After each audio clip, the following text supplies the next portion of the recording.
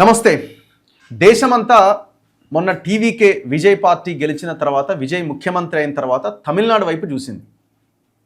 అసలు ఎట్లా సాధ్యమైంది ఇది అని చాలా పెద్ద ఎత్తున డిస్కషన్స్ జరిగినాయి. సో ఇప్పుడున్న చర్చ, ఇప్పటి వరకు ఉన్న చర్చ ఏంటంటే, అతి సామాన్యుడు ఎలాంటి డబ్బులు ఖర్చు పెట్టకుండా అణగారిన వర్గాల నుంచి వచ్చిన ఒక వ్యక్తి నిజాయితీతో పోరాటం చేసి గెలవగలిగిండు, ప్రజలు నిజాయితీకి పట్టం కట్టిరు అన్నది ఇప్పుడు జరుగుతున్నటువంటి డిబేట్.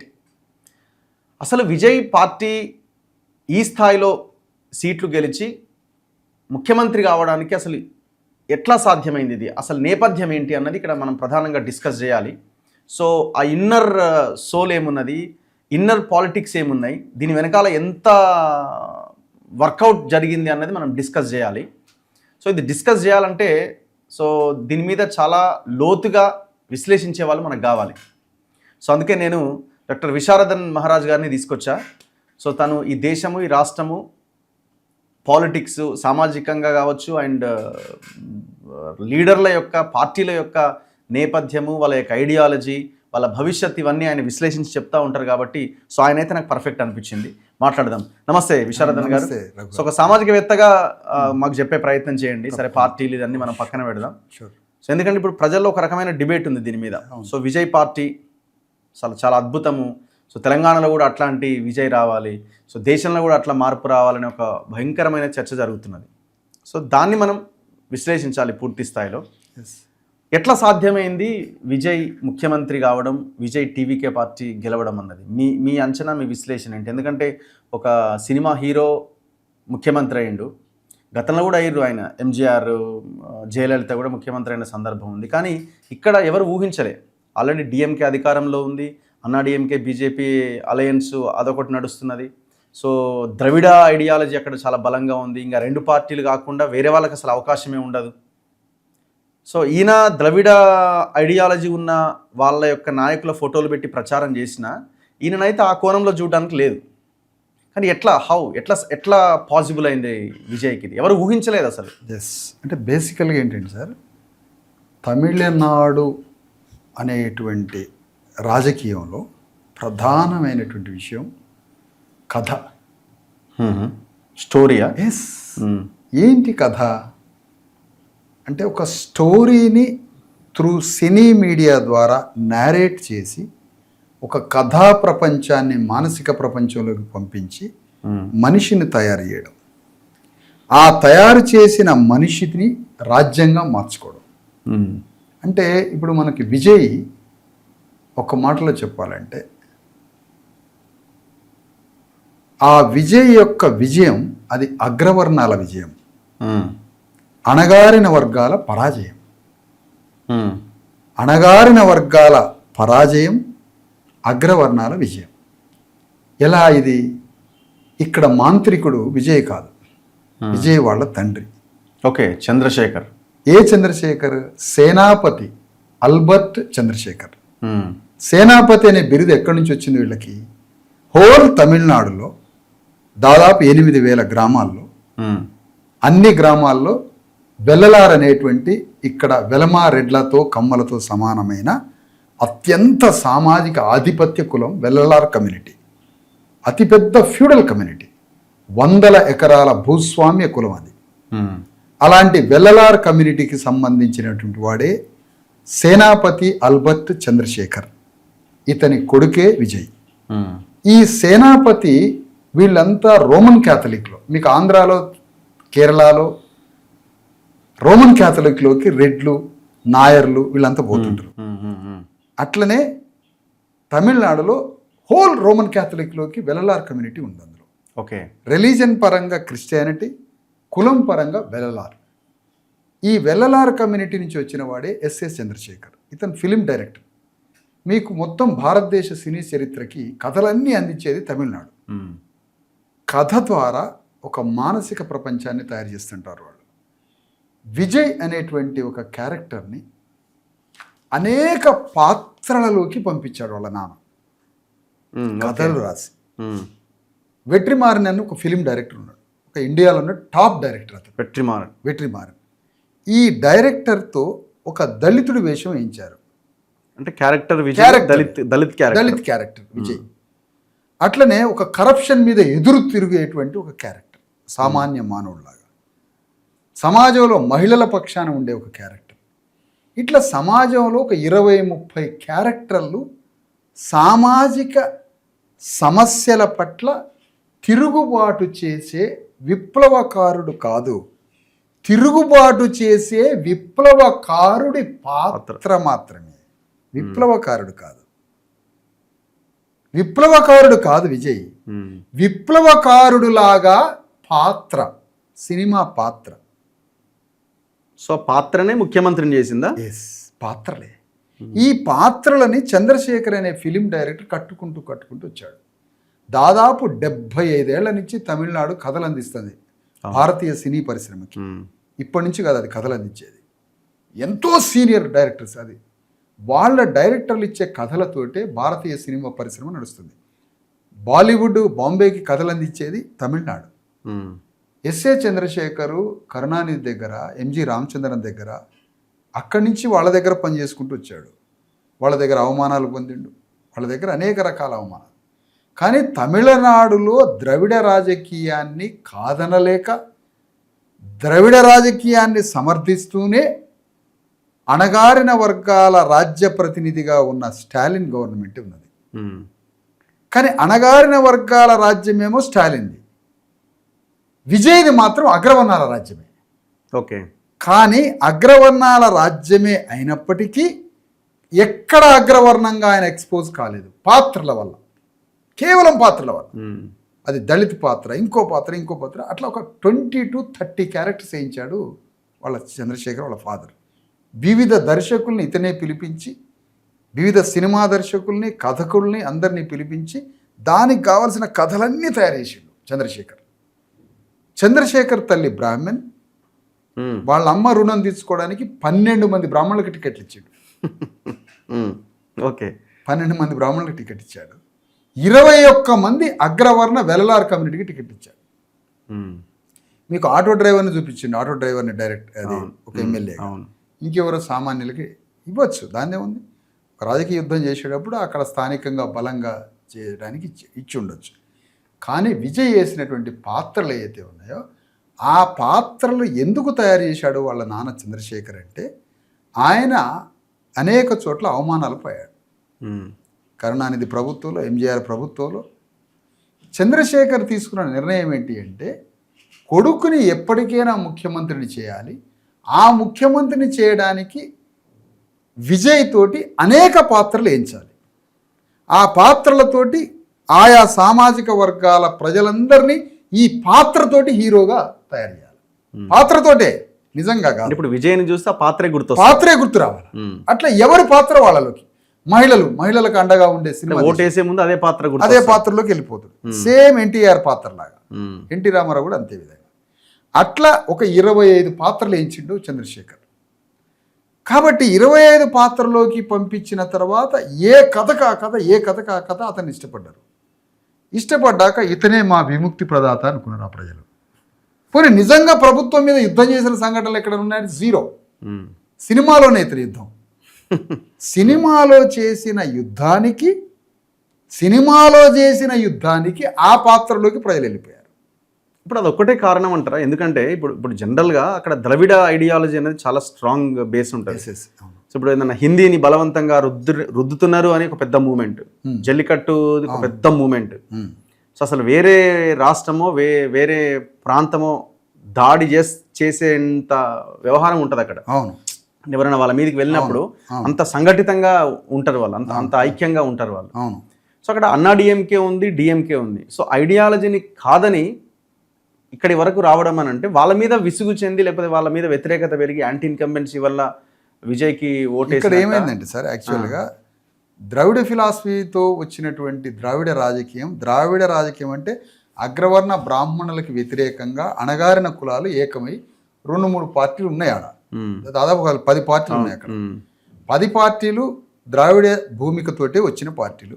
యాంటీ బ్రాహ్మణికల్గా చెప్తూనే యాంటీ బ్రాహ్మణులుగా శూద్రుల పార్టీలు ఉన్నాయి, అతి శూద్రుల దళితుల పార్టీలు ఉన్నాయి, బీసీల పార్టీలు ఉన్నాయి, ఎంబీసీల పార్టీలు ఉన్నాయి. అట్లా 10 పార్టీలు ఉన్నాయి. ఈ 10 పార్టీలు ద్రావిడ భూమికగానే వచ్చి బ్రాహ్మణీయానికి వ్యతిరేకంగా అణగారిన వర్గాల రాజకీయ వేదికలు ఉన్నాయి. కానీ దీని జోనర్లోకి వెళ్ళలేదు మనోడు. అట్లానే ద్రవిడాన్ని వ్యతిరేకన చేయలేదు. అవును, వాళ్ళ ఫోటోలు పెట్టుకుని వాళ్ళ ఫోటోలు అయితే పెట్టిండు. ఇది ఇక్కడ అగ్రవర్ణాలు అంబేద్కర్ని పట్టుకున్నట్టుగా ఇతను కూడా అణగారిన వర్గాల బొమ్మల్ని పెట్టుకున్నాడు. అది ద్రవిడ బొమ్మల్ని పెట్టిండు. అటు ద్రావిడ వ్యతిరేక బ్రాహ్మణీయ శక్తులని కూడా ఎక్కడ వ్యతిరేకించలే. అటు వాళ్ళని ఇటు వీళ్ళని ఇద్దరిని కవర్ చేసిండు. కవర్ చేసి ఆ పాత్రల ద్వారా ఇతను ప్రేక్షకుల్లో ఎక్కడైతే గూడు కట్టుకున్న పాత్రలు తయారు చేసుకున్నాడో ఆ పాత్రల ద్వారా ఇతను క్యారెక్టర్ ఫామ్ అయిపోయాడు. ఫామ్ అయిపోయిన తర్వాత దాన్ని చాలా జాగ్రత్తగా రాజకీయంగా మలుచుకోవడానికి ప్రేక్షకులలో కొంతమంది ప్రతినిధులు తయారు చేసిండు. 2 లక్షల మందిని ప్రేక్షకుల నుంచి ప్రతినిధుల్ని, ఫ్యాన్స్ ఎవరైతే ఉన్నారో అభిమానులు ప్రేక్షకుల నుంచి, ప్రేక్షకుడికి పరాకాష్టే సైకో ఫ్యాన్సీగా మారిన వాళ్ళు. ఈ సైకో ఫ్యాన్సీగా మారినటువంటి వాళ్ళని ఒక ఫ్యాన్స్ ప్రతినిధులుగా మార్చుకున్నాడు. ప్రతినిధులుగా మార్చి వాళ్ళ ద్వారా ప్రజల్లోకి సేవా కార్యక్రమాల్లోకి పోయాడు. సేవా కార్యక్రమాల్లోకి ట్యాక్స్ మినహాయింపు ఉంటుంది. అనేక NGO ఆర్గనైజేషన్స్ తోటి తుఫాన్లు రావచ్చు, వరదలు రావచ్చు, అలాగే సముద్ర తీరం కాబట్టి ఆ సహకారం జరిగింది. ఈ సహకరించి సేవ చేసింది కూడా మళ్ళీ సినిమాటిక్గా తీసేయండు. అంటే ఒక దగ్గర ప్రజలకు సేవ చేసినప్పుడు ఆ సేవని మళ్ళీ విజువల్గా తీసుకొస్తే మళ్ళీ రాష్ట్రం మొత్తానికి సేవ చేసినటువంటి ఒక రిప్రజెంటేషన్ మారిపోయింది. తద్వారా సినిమా ద్వారా 20 పాత్రల ద్వారా ప్రజల్లో బలమైనటువంటి మనిషి నిర్మాణం చేసుకున్నాడు. దాని ద్వారా 75-80% సినిమానే ఉపయోగపడింది అతనికి. 80% పైన సినిమానే ఉపయోగపడింది. ఆ తర్వాత ఆ సినిమా పాత్రలు అగ్రవర్ణం యొక్క బలమైన ప్రతినిధులు వాళ్ళ వెనక ఉండడం. గ్రామంలో ప్రజలు వచ్చారు సార్, ఆటో వాడిని పెట్టిండ్రు, బాగానే ఉంది, గెలిచిండు, మంచిగానే ఉంది, కాదనట్లేదు. కానీ ఈ మొత్తం రాజకీయం వెనకుండి నడిపించింది వెల్లలార్ కమ్యూనిటీ. సో భూస్వామ్య అగ్రవర్ణ కులం వెనకుండి రాజ్యాన్ని తీసుకొచ్చింది. వాళ్ళకి వ్యాపారాలు, వాళ్ళకి భూములు కాపాడుకుంటే చాలు. వాళ్ళ వ్యాపారాలు, వాళ్ళ భూములు వెనకుండి రాజకీయం చేయడం. ఇప్పుడు చర్చ అంతా ఏమైపోయిందంటే ఒక బలహీనుడు ముఖ్యమంత్రి, ఎట్లా బలహీనుడు అవుతాడు, బలహీనుడు ముఖ్యమంత్రి అయిండు అనే ఒక పెద్ద చర్చ. బలహీనుడు తెలియక, ఇది ప్రజలకు తెలియక ఎవరో పిచ్చోళ్ళంతా దళితుడని, ఎస్సీ అని ప్రచారం చేసుకున్నారు. కానీ ఎక్కడన్నా మీడియాలో ఇతను ఒక దళితుడని కానీ ఒక షెడ్యూల్ క్యాస్ట్ అని ఎక్కడన్నా ఉందా? లేదు. తల్లి బ్రాహ్మణుడు, తండ్రి శూద్రాగ్రవర్ణమైనటువంటి ఒక వెల్లలారు, ఒక ఫ్యూడల్ అప్పర్ కాస్ట్. ఇప్పుడు విజయ్ ముందు 10 ప్రశ్నలు వేద్దాం సార్, ఒక 4 ప్రశ్నలు. మొత్తం గుజరాత్ బిజినెస్ భారతదేశంలో ఎక్కడ తెలుసో జరిగేది? బాంబే తర్వాత మెడ్రాస్లో. మెడ్రాస్లో ఎప్పటి నుంచి జరుగుతుంది? ఏనాటి నుంచో బిజినెస్ జరుగుతుంది. అంటే మొత్తం మార్వాడి వ్యాపారానికి భారతదేశంలో క్యాపిటల్ మెడ్రాస్, చెన్నై. ఆ చెన్నై కాకుండా అనేక కోస్టల్ తీర ప్రాంతాల్లో అంబానీ నుంచి అదానీ వరకు మొత్తం భారతదేశంలో ఉన్నటువంటి నార్త్ ఇండియన్ హిందీ మార్వాడి వ్యాపారం చేసేది చెన్నైలో. వీళ్ళని ఒక ఎంట్రిక విజయ్ ఏమైనా తీయగలడా? First question. వాళ్ళని కదిలించాలి. వాళ్ళ వెంట్రుకని ఏమైనా తీసేయగలరు? ఒకటే వెంట్రుకని. వాళ్ళని టచ్ కూడా చేయలేడు. వాళ్ళ దగ్గర ఉన్నటువంటి వ్యాపార సామ్రాజ్యంలో తమిళనాడులో ఉన్న అణగారిన వర్గాలకు ఉద్యోగాలు ఇప్పించగలడా? టోటల్ నార్త్ ఇండియన్ వ్యాపారస్తులు, నార్త్ ఇండియన్ రిక్రూట్మెంటే ఉంటుంది అక్కడ వ్యాపారంలో, అక్కడ వాళ్ళ సామ్రాజ్యాలు, వాళ్ళ పరిశ్రమల్లో. తమిళనాడులో ఉన్నటువంటి అణగారిన వర్గాలకి ప్రైవేటు ఏదైతే వ్యాపారం ఉందో అందులో తమిళనాడు యొక్క ఉద్యోగస్తుల్ని పెట్టడానికి వాళ్ళ మీద ఏమైనా ఢీ కొట్టగలిగే శక్తి ఉన్నదా? అక్కడి నుంచి హిందీ భాషని ఢీ కొనడం అనేది కల్చరల్ పోరాటం. హిందీ వ్యాపారవేత్తని తరలించడం అనేది క్యాపిటలిజం మీద యుద్ధం. ప్రాక్టికల్. అది హిందీ భాష మీద మాట్లాడటం కల్చర్. అది తమిళ్ కల్చర్ని బాగా వినసొంపుగా మాట్లాడి తమిళ్ కల్చర్ని ఒక సెంటిమెంటల్గా రెచ్చగొట్టి హిందీ మీద మాట్లాడుతున్నారు. మనం ఏమంటున్నామంటే హిందీ అగ్రవర్ణస్తుడిని నువ్వు బయటికి లేపగలవా, హిందీ అగ్రవర్ణ వ్యాపారస్తుడిని నువ్వు బయటికి పంపగలవా? ఈ 2 చేయగలరా? విజయ్ చేయలేడు. తమిళనాడులో 50 లక్షల ప్రభుత్వ భూమి ఉంది. 50 లక్షల ఎకరాల ప్రభుత్వం దగ్గర భూమి ఉంది. 50 లక్షల మంది ప్రభుత్వం దగ్గర భూమి తీసుకోగలిగే అర్హులు ఉన్నారు. అర్హులు 50 లక్షల మంది ఉన్నారు. 50 లక్షల ఎకరాల భూమి ప్రభుత్వం దగ్గర ఉంది. భూమిని పంచడానికి విజయ్ వస్తాడా? The fundamental question. విజయ్ని ఒక కమ్యూనిస్టు విప్లవకారుడు అంత చూస్తున్నారు ఈ ప్రజలు. అవును, ఏదో జరిగింది తమిళనాడులో. ఇప్పుడు తను వేసుకున్న అటైర్ బ్లేజర్ అదొక నేనేమన్నాను సార్, తమిళనాడులో భూమిని పంచగలడా విజయ్? తమిళనాడులో ఉన్నటువంటి ప్రైవేట్ ఎడ్యుకేషన్ని అక్కడి నుంచి తరలించగలడా? తమిళనాడులో అపోలో హాస్పిటల్ ఉంది, ఎన్నో వందల బ్రాంచెస్. ఇక్కడ అపోలో అక్కడికి పోయింది. అపోలో హాస్పిటల్స్ మెడ్రాస్లో తమిళనాడులో ఉన్నాయి, మెడికల్ కాలేజీలు ఉన్నాయి. మొత్తం విద్య వైద్యం క్యాపిటలిజంగా ఒక వ్యాపార వ్యవస్థీకృతమైన వ్యాపారంగా విద్య తయారైంది, వైద్యం తయారైంది. దాన్ని అక్కడి నుంచి తరలించగలడా? అక్కడ భూమిని పంచగలడా? హిందీ నుంచి వచ్చిన అగ్రవర్ణ వ్యాపార సామ్రాజ్యాన్ని అక్కడి నుంచి తరలించగలడా? ఇది మాట్లాడాల్సింది విజయ్ ఫండమెంటల్గా. అంటే భూమిని, రాజ్యంలో అణగారిన వర్గాల ప్రాతినిధ్యాన్ని, రాజ్యంలో అణగారిన వర్గాల ప్రాతినిధ్యం. ఎందుకు అణగారిన వర్గాలు అంటున్నాం మనం? ఎందుకంటున్నాం అణగారిన వర్గాలు? అణగారిన వర్గాలకి వేల సంవత్సరాల నుంచి రాజ్యంలో ప్రాతినిధ్యం లేదు కాబట్టి బ్రిటిష్ వాడే జస్టిస్ పార్టీ పెట్టిండు. ఓకే, ఒక బ్రిటిష్ వాడు వచ్చి అక్కడ జస్టిస్ అనే ఒక పార్టీ వేదికను తయారు చేసి బ్రాహ్మణికలకి వ్యతిరేకంగా జస్టిస్ మూవ్మెంట్ ఒకటి బయలుదేరింది. 1930లో 20లోనే స్టార్ట్ అయింది. దాంట్లోనే అక్కడ పెరియారు, అక్కడ దానికన్నా ముందు అనేక ఉద్యమాలు వచ్చి బ్రాహ్మణుల ఆధిపత్యానికి వ్యతిరేకంగా అణగారిన వర్గాల ప్రాతినిధ్యం మాట్లాడేది. అదే అణగారిన వర్గాల ప్రాతినిధ్యాన్ని విజయ్ పెంచగలడా? నువ్వు 12 టికెట్లు బ్రాహ్మణులకు ఇచ్చినావు, 21 టికెట్లు వెలలార్ కమ్యూనిటీకి ఇచ్చావు, ఇంకా అగ్రవర్ణాలకు ఇంకో 20-30 టికెట్లు ఇచ్చినావు. అగ్రవర్ణాలు తమిళనాడులో మొత్తం ప్రాతినిధ్యం ఉంది 8%. మొత్తం 8% అగ్రవర్ణాలు లేని అగ్రవర్ణాలకి నువ్వు ఎన్ని టికెట్లు ఇచ్చినావు? 10 రెట్లు ఇచ్చినావు టికెట్లు. అందుకనే అక్కడ అణగారిన వర్గాల రాజకీయ ప్రాతినిధ్యాన్ని పెంచమని విజయ్ని అడుగుతున్నాం. సో ఇది అక్కడ అదే సార్, అక్కడ భూమిని 50 లక్షల ఎకరాల భూమి ప్రభుత్వం దగ్గర ఉంది. 50 లక్షల మంది అర్హులు ఉన్నారు. భూమి ఇస్తే వాళ్ళు ఆ భూమి మీద బతుకుతారు. ఆ భూమిని విజయ్ని పంచమంటున్నాం. అక్కడ విద్య మొత్తం ప్రైవేటైజేషన్ అవుతుంది, హాస్పిటల్స్ ప్రైవేటైజేషన్ అవుతుంది. ఎప్పుడో బ్రిటిష్ వాళ్ళు హాస్పిటల్స్ స్కూల్స్ కట్టించారు కాబట్టి ఇంకొంత విద్య అక్కడ మిగిలి ఉంది, వాల్యుబుల్గా మిగిలి ఉంది. అది బ్రిటిష్ కల్చర్లో ఒక భాగంగా ఇంకా గవర్నమెంట్ స్కూల్స్ కొన్ని ద్రవిడ రాజకీయాల కొనసాగింపులో ఆ స్కూల్స్ కొనసాగించబడ్డాయి. ఏది బ్రిటిష్ వాళ్ళు వేసిన పునాదితోటి విద్యా వైద్యంలో అది ఇంకా ద్రవిడులు కొంతమంది ద్రవిడ పార్టీలు కొనసాగించినాయి. ఇప్పుడు విజయ్ ముందున్న ఛాలెంజెస్ ఏంటంటే, విజయ్ యాజ్ ఏ పర్సన్ మంచోడు sir, as a person Vijay very discipline, very మంచోడు. కానీ విజయ్ ప్రాతినిధ్యం దేని మీద? విజయ్ ఎవరికి ప్రతినిధో ఇక్కడ తెలుసుకుందాం. విజయ్ భూమిని పంచితే తమిళనాడు వెల్లలార్ అగ్రవర్ణ కమ్యూనిటీకి సంబంధించిన విజయ్ పాత్రల ద్వారా అనేక సినిమా విప్లవకారుడు కాదు విజయ్, విప్లవకారుడనే సినిమా పాత్రల ద్వారా ప్రజల హృదయాల్లో గూడు కట్టుకొని దాన్ని ఓటు బ్యాంకుగా మార్చుకొని విజయ్ ఒక అగ్రవర్ణాల ప్రతినిధా, క్యాపిటలిస్ట్ ప్రతినిధా కాదా ఇప్పుడు తెలుసుకుందాం. విజయ్ అక్కడ ఉన్న 50 లక్షల ఎకరాల భూమిని పంచితే విజయ్ అగ్రవర్ణాల ప్రతినిధి కాదు, క్యాపిటలిస్ట్ ప్రతినిధి కాదు, అణగారిన వర్గాల ప్రతినిధి అవుతాడు. విజయ్ అణగారిన వర్గాలని అసెంబ్లీలో పార్లమెంట్లో ప్రాతినిధ్యాన్ని పెంచితే విజయ్ అగ్రవర్ణ ప్రతినిధి కాదు, అణగారిన వర్గాల ప్రతినిధి అవుతాడు.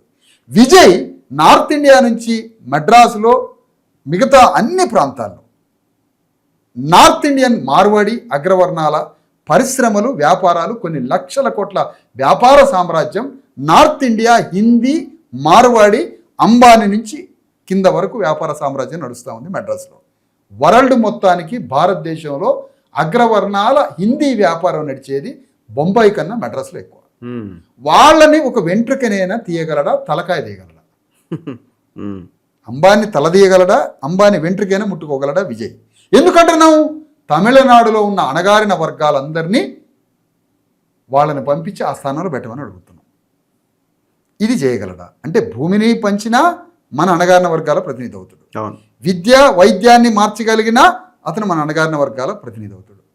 అక్కడ ఉన్నటువంటి హిందీ వ్యాపారాన్ని కదిలించి అక్కడ ఉన్నటువంటి స్థానికులకి ఆ వ్యాపార సామ్రాజ్యంలో ఉద్యోగస్తుల ప్రాతినిధ్యాన్ని పెంచినా మన వర్గాలకు సంబంధించిన వాడు అవుతాడు. అతి ముఖ్యమైనది, ద్రావిడ అణగారిన వర్గాల భూమికగా కరుణానిధి ప్రభుత్వం ఉంది. అందులో అగ్రవర్ణాలు ఉన్నప్పటికీ, ఉన్మాదంగా వాళ్ళ పరిపాలనలో అహంకారంతో దాడులు చేసినప్పటికీ, వాళ్ళ ఫిలాసఫీ ద్రవిడియన్ ఫిలాసఫీ. పరిపాలకుడు తప్పు చేయొచ్చు, వాళ్ళ మేనిఫెస్టో, వాళ్ళ పార్టీ ఫిలాసఫీ అణగారిన వర్గాలది అనేది ప్రపంచం ముందు చాటి చెప్పారు. కానీ తప్పులు జరిగినాయి, అహంకారంతో దాడులు జరిగినాయి, ఇష్టం వచ్చినట్టుగా ఒక అడవి పందులు ప్రజల్లో పడ్డట్టుగా పడి దుర్మార్గంగా పరిపాలించినాయి, కాదనట్లే. కానీ వాళ్ళ ఫిలాసఫీ అణగారిన వర్గాలది.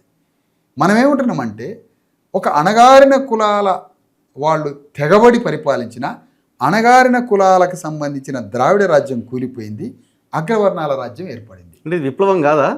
ఇది సినిమా విప్లవం, పాత్రల విప్లవం. ఇప్పుడు దేశం అంతా ఏం మాట్లాడుకుంటున్నది? ఇట్లాంటి మార్పు దేశం మొత్తంలో రావాలి, తెలంగాణలో రావాలి. సో ఎంత అద్భుతంగా తమిళనాడు ప్రజలు తీర్పునిచ్చారు. అదే అంటున్నాను సార్. ఇప్పుడు నేను అద్భుతమైన తీర్పు ఇక్కడ నేనేమంటానంటే, విజయ్ని నేను దోషిగా ప్రకటించాను. అదే ప్రకటించట్లేదు. నేను విజయ్ని ఒకటే మాట అంటున్నాను. విజయ్ వ్యక్తిగతంగా చాలా గొప్పవాడు, మంచి వ్యక్తి, డిసిప్లిన్ ఉన్న పర్సన్, అందులో తిరుగులేదు. విజయ్ అనే వ్యక్తి పైసా ఖర్చు పెట్టలేదని అన్నారు కదా, నిజమే. అతను 20 ఏండ్ల సినిమా కథలతో ప్రజల్లో అంత పాపులారిటీ సంపాదించినప్పుడు, అతను సినిమాల ద్వారా అంత పాపులారిటీ సంపాదించి డబ్బులు ఖర్చు పెట్టకుండానే గెలిచే పరిస్థితి ఉంది. డబ్బులు ఖర్చు పెట్టకుండానే గెలిచే పరిస్థితి ఉన్నప్పుడు డబ్బులు ఎందుకు ఖర్చు పెడతాడు? డబ్బులు ఖర్చు పెడితేనే గెలుస్తాడు అనుకుంటే డబ్బు ఖర్చు పెట్టడానికి కూడా రెడీ ఉన్నారు. ఓకే, డబ్బులు అవసరం లేకుండానే ఒక సర్వే ఉంటుంది సార్, వాళ్ళ దగ్గర 100 సర్వేలు ఉన్నాయి. ఒక్క పైసా అవసరం లేదు సార్, ఆయన 1,00,000 ఓట్లతో మెజారిటీతో గెలుస్తుందని 10 సర్వేలు ప్రకటించినాయి. డబ్బులు ఎందుకు పెట్టాలండి? ఇంకా అవసరం లేదు కదా. డబ్బులు పెట్టకుండానే గెలిచి, డబ్బులు పెట్టాల్సిన అవసరం వస్తే డబ్బులు పెట్టడానికి కూడా రెడీగా ఉన్నారు వాళ్ళు. ఆయన ఏమీ మాట్లాడకుండానే మౌనంగా గెలిచాడని అంటున్నారు. సినిమాలో 100 సినిమాలతో మాట్లాడలేదా? మాటలే కదా అసలు, సినిమాలో ఉన్నదే మాట కదా. అందుకనే మనం ఏమంటున్నాం అంటే, చాలా క్లియర్గా ఒక మనిషి విప్లవకారుడు, సంఘాన్ని మారుస్తున్నాడు, ప్రజలందరి యొక్క జీవితాల్లో విప్లవం తీసుకొస్తున్నాడు అంటే దానికి 5 కావాలి సార్. 1 రాజ్యంలో అణగారిన వర్గాల ప్రాతినిధ్యం ఉండాలి. 2 భూమిని పంచాలి. 3 సంపదను పంచాలి. సంపద ఎక్కడ ఉంది? నార్త్ ఇండియన్ హిందీ అగ్రవర్ణాలు సంపదను సృష్టిస్తున్నారు అక్కడ. ఓకే, ఆ సంపదలో తమిళనాడు అణగారిన వర్గాల యొక్క ప్రాతినిధ్యం ఉండాలి. అక్కడ విద్యా వైద్యం డెమోక్రటైజ్ కావాలి. సంపదను పంచాలి, రాజ్యాన్ని పంచాలి, భూమిని పంచాలి. అక్కడున్న విద్యా వైద్యంలో ప్రజల యొక్క ప్రాతినిధ్యాన్ని పెంచాలి. ఇవన్నీ విజయ్ చేస్తే, విజయ్ పాత్రకే పరిమితం కాదు, సినిమా పాత్రకి, ఓకే, నిజమైన పాత్రలో కూడా విజయ్ ఉన్నట్టు క్లియర్ అయిపోయింది. ఇప్పుడు దేశం అంతా తెలంగాణలో కూడా ఒక విజయ్ కావాలి, దేశంలో కూడా ఒక విజయ్ కావాలనే దాకపోయింది పరిస్థితి. అదే అంబేద్కర్ వద్దు, ఫూలే వద్దు, మనకి రాజ్యాంగం వద్దు, విజయ్ కావాలి. అందుకనే విజయ్ని మనం ఏం కోరుకుందామంటే, నిజమైన విప్లవకారుడుగా పాత్రలతోటి వచ్చిన, సినిమా పాత్రలతో వచ్చిన ముఖ్యమంత్రి కాదు. ఆయన విద్యని, వైద్యాన్ని ప్రైవేటు నుంచి ప్రభుత్వ పరంగా మార్చి, భూమిని అందరికీ పంచి, సంపదను అందరికీ పంచి, రాజ్యంలో అణగారిన వర్గాల ప్రాతినిధ్యం వహిస్తే విజయ్ నిజమైన విప్లవకారుడు కావాలని కోరుకుంటాను. సో మీ అంచనా ప్రకారం ఇది కొనసాగింపేనా? ఏది? ఇది 100% అంతేనా? అంతకుమించి చేంజ్ అంతే. మరి ఇప్పుడు కాంగ్రెస్ లాంటి పార్టీ డిఎంకేని కాదనుకుని టీవీకే సపోర్ట్ చేసినాయి కదా. అవును, ఎందుకు? వాళ్ళ ప్రాతినిధ్యం ప్రతి రాష్ట్రంలో గవర్నమెంట్లో షేర్ తీసుకోవాలని అనుకున్నాడు. కేరళలో ఉంది, కర్ణాటకలో ఉంది, తెలంగాణలో ఉంది, పాండిచేరిలో కొంత ఎంటర్ అయింది, పాండిచేరిలో ఉంది, ఇక్కడ ఉంది. అందుకని వాళ్ళు ప్రాతినిధ్యం పెంచుకోవడానికి ఒక కొత్త స్ట్రాటజీ వేసిండు. యాక్చువల్గా పోదు, అలయన్స్లో ఉన్నోడు ఇటు రాకూడదు, కానీ స్ట్రాటజీ మార్చేసి అక్కడ పెంచారు. అందుకనే మనం కోరేది ఫైనల్గా ఏంటంటే, విజయ్ రాజ్యం సంపాదించింది సినిమా పాత్రల ద్వారా, నిజమైన విప్లవకారుడు కాదు. కానీ అందిపుచ్చుకున్న రాజ్యం ద్వారా కూడా విప్లవకారుడుగా మారొచ్చు. ఏవి? ఈ 5 చేసి, ఈ 5 చేస్తే తమిళనాడులో ఉన్న 90% పేద ప్రజలు, అణగారిన వర్గాల జీవితంలో విప్లవం వస్తుంది. చేస్తాడా లేదా చూడాలి. Anyway, thank you very much Visharadan గారు, థ్యాంక్ యూ. సో ఇది విజయ్ గెలుపు పైన ఒక చిన్న విశ్లేషణ. చూస్తూనే ఉండండి మన తొలి వెలుగు.